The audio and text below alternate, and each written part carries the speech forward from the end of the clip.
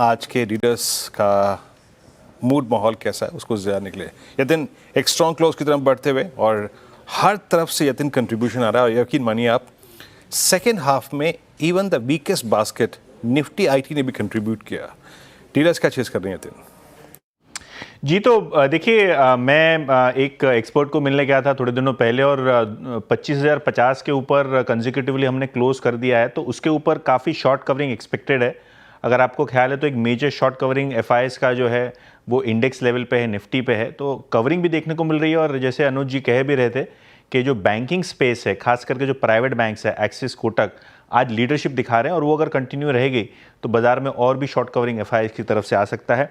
दो स्टॉक जो डीलर्स को पसंद है, सबसे पहले एनएचपीसी, जहां बीटीएसटी की रणनीति 90 से लेकर 92 के टारगेट्स के लिए डीलर्स सजेस्ट कर रहे हैं अपने क्लाइंट्स को। आज ओपन इंटरेस्ट 5% बढ़ा है और फ्रेश बाइंग यहाँ भी देखने को मिल रही है। सितंबर फ्यूचर्स की मैं बात कर रहा हूँ और पावर स्टॉक्स ऐसे भी आज काफ़ी एक्टिव हैं तगड़े तरीके से। और यूपीएल ये भी एक काउंटर है जहाँ ओपन इंटरेस्ट 3% नीचे है, यानी क्लियरली यहाँ शॉर्ट कवरिंग देखने को मिल रही है। ये एक काउंटर है जहाँ डीलर्स को लगता है 710 725 तक के लेवल आ सकते हैं, तो ये भी एक कैंडिडेट है बीटीएसटी के लिए। शुक्रिया यतिन जी। एनएचपीसी और यूपीएल यहाँ पे डीलर्स दाव लगा रहे हैं और एनएचपीसी कल भी तेज था, बिग स्टॉक्स में भी शुमार अच्छी रही आज के सेशन में भी। चलिए अब वक्त हो रहा है बीटीएसटी और एसटीबीटी ट्रेड्स लेने का। श्रीकांत जी बताइए क्या चुन रहे हैं आप बीटीएसटी? तो देखिए यहाँ पे बीटीएसटी में मुझे लग रहा है कि गैस अथॉरिटी इसे करंट लेवल से खरीदना चाहिए। 172 173 के करीब ट्रेड कर रहा है। तेजी बनती है तो ये स्टॉक कम से कम 187 188 तक के लेवल्स दिखा सकता है। तो 188 के टारगेट्स के लिए करंट लेवल से गेल को खरीदे और 179 का स्टॉप लॉस हमें ये स्टॉक के लिए रखना पड़ेगा। ओके गेल, मानस आपका ट्रेड? देखिए मारुति में खरीदारी करके जाएंगे। मारुति के फ्यूचर में फ्रेश ब्रेकआउट है तो यहाँ पर खरीदारी करेंगे। आपके जो स्टॉप लॉसेस हैं वो 15,450 450 के नीचे रहेंगे और 15,750 तक के टारगेट्स पॉसिबल है। ओके, मानस जी ने चुना मारुति सुजुकी, यहाँ पे खरीदारी की राय। रचना जी क्या कैरी करेंगे आप?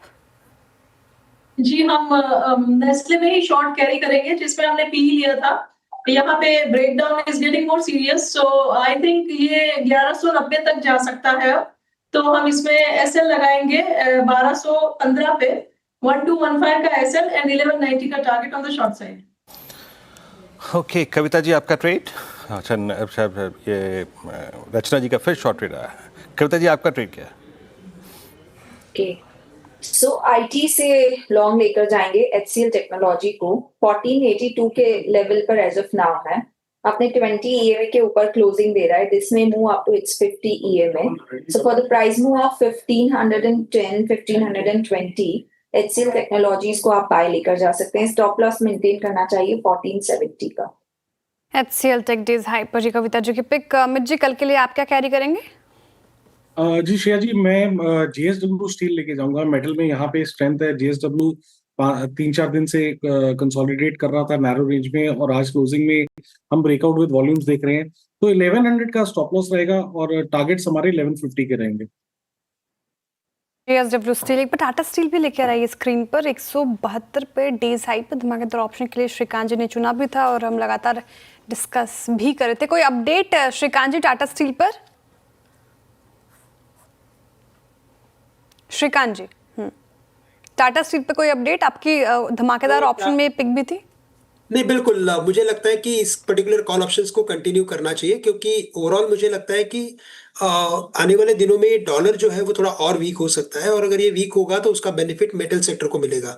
तो थोड़ा पोजिशनल व्यू के साथ इसे कंटिन्यू करने की हम राय रखेंगे।